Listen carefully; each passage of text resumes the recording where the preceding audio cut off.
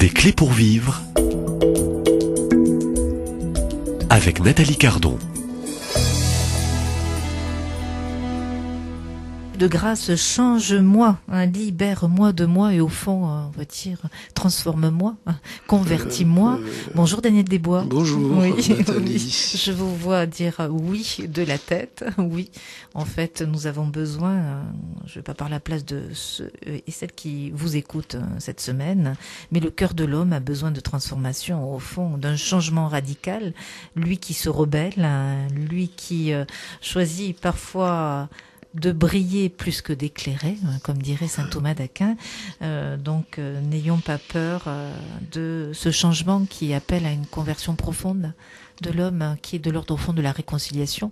Se convertir, se laisser, convertir et collaborer avec le bon Dieu conduit au fond à la lumière. Alors au programme, donnez-nous quelques clés, éclairez-nous, Daniel Desbois, pour distinguer ce qui est de l'ordre, donc ce qui met des freins à la conversion, et surtout comment apprendre à distinguer le combat spirituel du combat psychologique. Donc ne nous trompons pas dans ces clés de lecture. Éclairez-nous. C'est vrai que beaucoup de personnes, souvent, ça arrive que les personnes qui se savent très engagées spirituellement, étant très pratiquantes, sincèrement, elles ont un contact avec le bon Dieu, et quand elles sont en difficulté, très souvent la réflexion qu'elles font, c'est « je suis dans un combat spirituel ». Et puis en fait, en les écoutant, elles ne sont pas dans un combat spirituel, elles sont dans un combat humain. La plupart du temps, mais la personne, c'est naïvement en fait, elle ne sait pas, il n'y a aucune prétention à dire c'est un combat spirituel. Non. Très souvent, c'est des problèmes plus d'ordre humain, psychologique, des épreuves que l'on traverse et qui nous mettent en difficulté humainement. Une épreuve, elle peut nous mettre en difficulté humainement, mais c'est pas parce que je suis en difficulté humainement que je vais dire c'est le diable qui est en train de me titiller là. Non. Simplement, tu n'as peut-être pas les moyens ou tu n'as pas conscience que tu es déstabilisé, vulnérabilisé par ton histoire et pas par le diable. Vous voyez, donc on a besoin d'éclaircir un petit peu avant de dire ben oui, vous êtes dans un combat spirituel. Ce qu'il faut. Vous voyez, il me semble qu'avant de voir le combat spirituel, de focaliser, mettre le projecteur sur le combat spirituel, on va voir si à côté il n'y a pas autre chose. Et c'est là qu'on se rend compte qu'il y a effectivement souvent il y a autre chose. Parce qu'en fait, le vrai combat spirituel, à mon sens, c'est au moment où la personne a vraiment réglé les problèmes qu'elle a pu avoir, les problèmes de sa vie, en fait. Quand la personne commence à être soulagée de son histoire, qu'elle a été vraiment en marche vers une conversion, que la grâce imprègne son âme, qu'elle est dans la joie, dans l'amour, là, il va y avoir le combat spirituel. C'est-à-dire, quand la personne est défaite de ses chaînes, elle est libre et elle est en danger. On se dit, alors il vaut mieux avoir les chaînes. Là. Non, quand tu n'as pas les chaînes, mais quand tu as les chaînes, tu n'es pas dans le combat spirituel. C'est que tu as peut-être autre chose. Tu vois.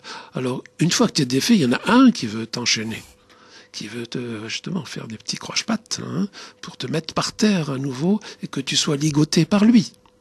Là, tu vas être dans le combat spirituel pour éviter cela. Et là, il va falloir s'accrocher spirituellement et s'engager avec la protection de Marie, des saints, de Jésus, bien sûr, pour être libéré, délivré de tout cela.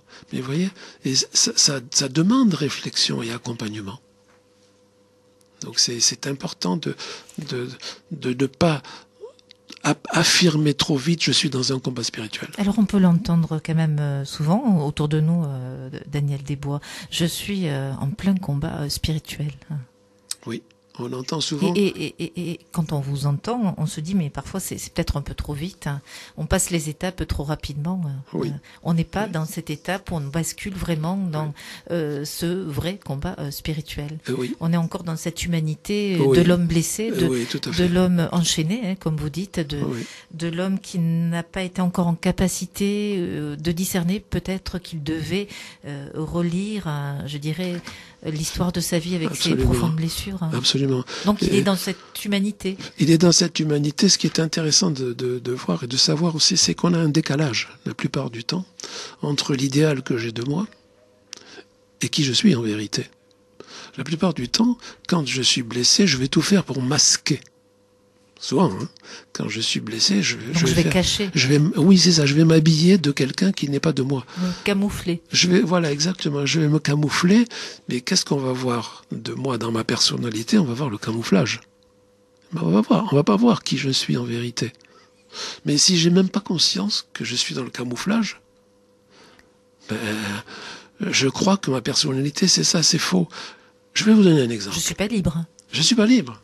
Donc il faut voir que dès l'instant où je me suis habillé de quelque chose qui me change en fait, qui me transforme ou qui donne l'illusion de qui je suis, je suis pas moi-même, je suis pas en vérité, je suis dans le mensonge. Et je suis pas heureux. Et je suis pas heureux. Je vais vous donner un exemple.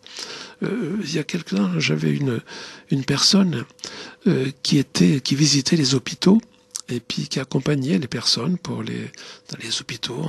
Et ces personnes étaient heureuses quand elle arrivait dans la chambre et qu'elle leur parlait, qu'elle les écoutait, qu'elle les rassurait, etc.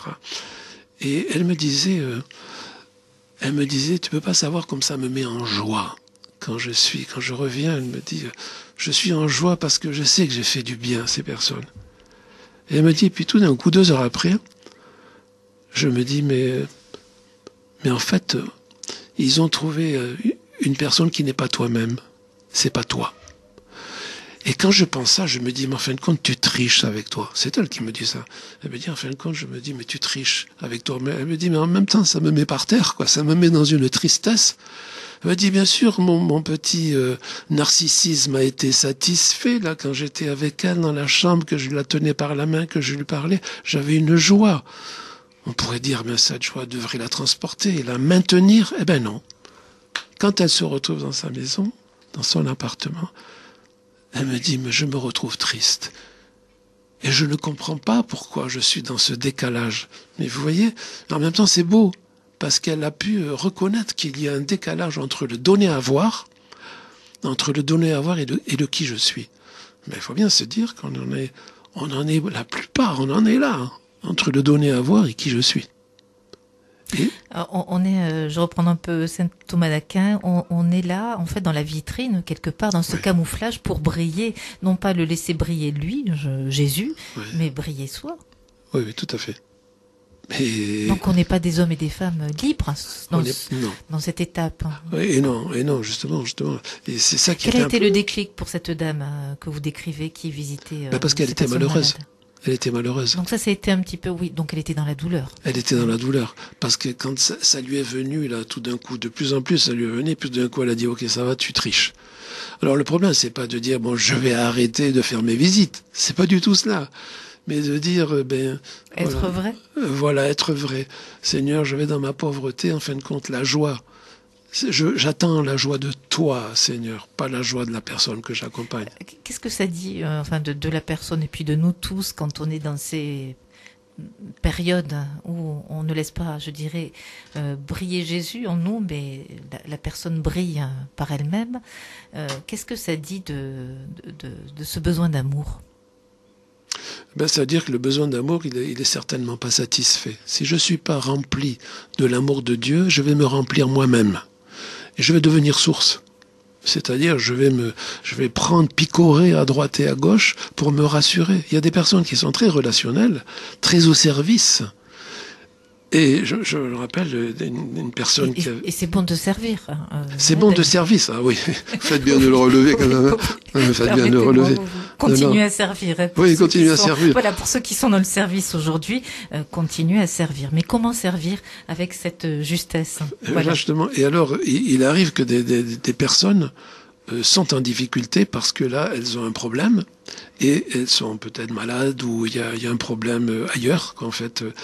et qu'elles n'arrivent pas à être efficaces, entre guillemets, dans le service. Elles se retrouvent en difficulté.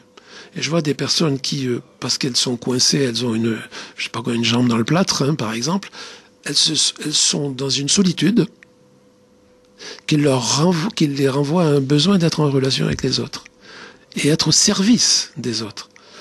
Je peux vous dire qu'il y a des personnes qui prennent conscience que au fond, ce qui me fait vivre, c'est de pouvoir servir l'autre. On va dire, mais c'est bien.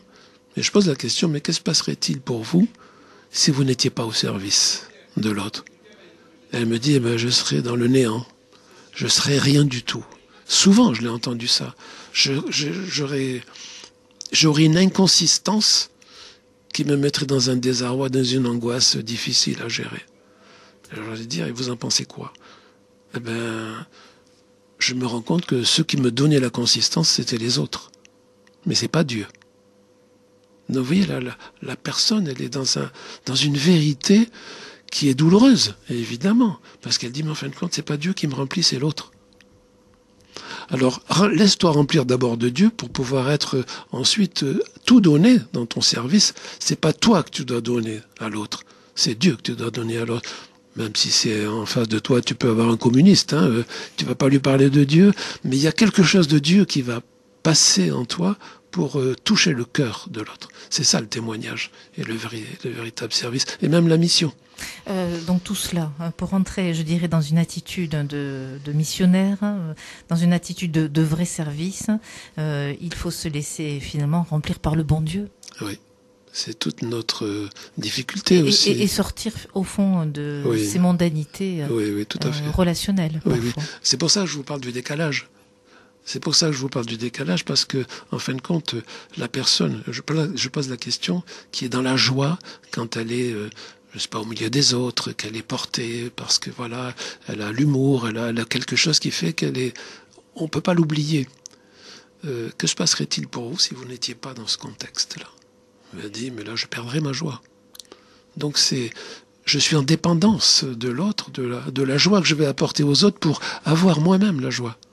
Oui. Donc quelqu'un qui n'est pas chrétien va être en difficulté quand il n'a plus la possibilité de mettre l'autre en joie. Et à ce moment-là, ça le met en tristesse à lui. C'est pour ça qu'il vient demander aide.